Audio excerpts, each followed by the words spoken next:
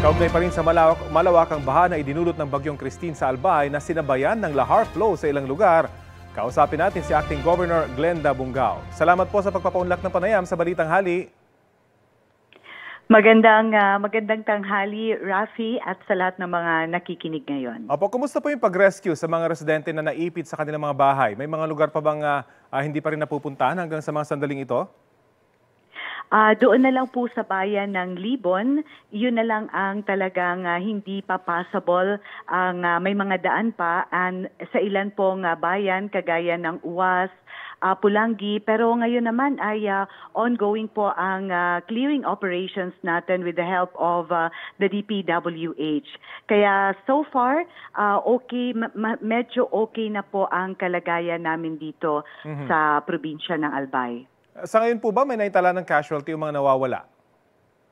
Wala pa pong official casualty report, pero may mga naririnig na po tayo, like parang mayor mismo po ang nag-confirm ng dalawang casualty natin sa Ginubatan, Albay. Kumusta naman po yung mga evacuation center? Sapat naman po ba yung supply ng pagkain, tubig at iba pang pangangailangan po ng mga evacuees?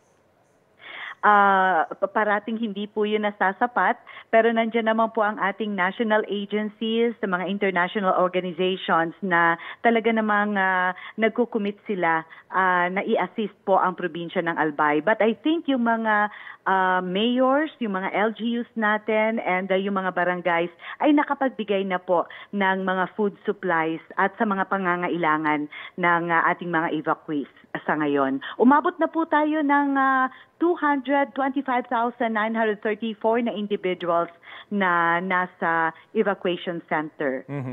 Okay, sige po. Maraming salamat po sa oras na ibinahagi niyo sa Balitang Hali at patuloy po kaming tututok sa sitwasyon sa inyong pong lugar. Maraming salamat. Si Albay Acting Governor Glenda Bungao.